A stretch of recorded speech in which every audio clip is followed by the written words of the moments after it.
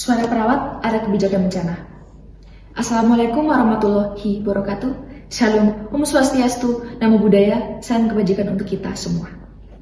Perkenalkan, saya Florencia Sekar Pratiwi Ading Tias dari Program Studi 1 Keperawatan STIK Sinkarolus Jakarta.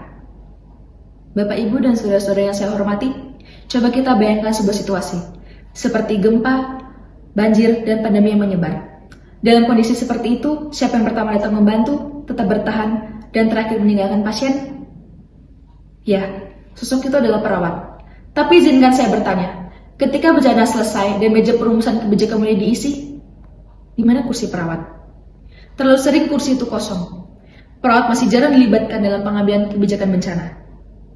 Indonesia berdiri di atas pertemuan lempengan tektonik, salah satu wilayah yang paling rawan terkena bencana di dunia. Siapa kekuatan terbesar kita saat ini dalam menghadapi itu? Perawat. Lebih dari 600.000 orang, hampir 40% dari seluruh tenaga kesehatan di Indonesia, perawatlah yang paling sering tiba dan terakhir pergi. Namun ironisnya, kekuatan terbesar kita di lapangan justru menjadi suara paling lemah di ruang kebijakan. Hari ini, saya berdiri sebagai generasi muda keperawatan, the voice of resilience. Suara yang ingin menegaskan bahwa perawat harus dilibatkan, bukan hanya sebagai pelaksana, tetapi juga terlibat dalam ruang kebijakan. 3 alasan. 1. Perawatlah dengan cepat menilai kondisi korban, melakukan triase dan memberikan perawatan, baik secara fisik maupun psikologis. Bahkan, perawat juga mencatat penyebaran penyakit di pengungsian. Tanpa mereka, kebijakan dirumuskan dengan mata setengah tertutup.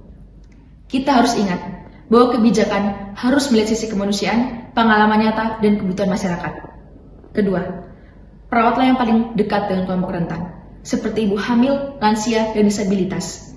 Tanpa perawat, kelompok rentan yang pertama kali terlupakan. Ketiga, perawat menjadi penghubung antara sistem dan masyarakat.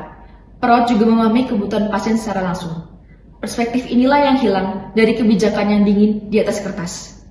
Seperti yang disampaikan oleh Florence Nightingale, keperawatan tidak hanya memberat individu, tetapi juga berperan dalam menciptakan lingkungan yang mendukung kesehatan masyarakat, termasuk saat terjadi kritis.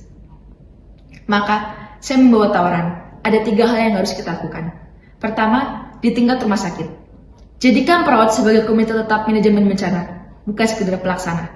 Kedua, di tingkat nasional. Beri perawat kursi di meja perencanaan bersama BNPB dan Kementerian Kesehatan. Dan yang terakhir, di era digital. Bekali mereka sistem pelaporan data terintegrasi agar data dari lapangan mengalir langsung menjadi dasar kebijakan. Karena data adalah kekuasaan, dan perawat memegang data paling jujur di lapangan. Bapak, Ibu, dan saudara-saudara yang saya kasihi, ketangguhan bangsa tidak hanya diukur dari seberapa cepat kita membangun gunung yang runtuh, tetapi dari berapa banyak nyawa yang kita bisa selamatkan dalam sebuah bencana. Menjadi the voice of resilience bukan hanya tentang berbicara, tapi tentang berani menyuarakan kebenaran dan membawa perubahan. Saya adalah suara ketangguhan itu. Namun hari ini saya bersuara bukan hanya untuk perawat, tetapi melainkan untuk setiap nyawa yang mereka jaga juga. Perawat sudah ada di garis terdepan.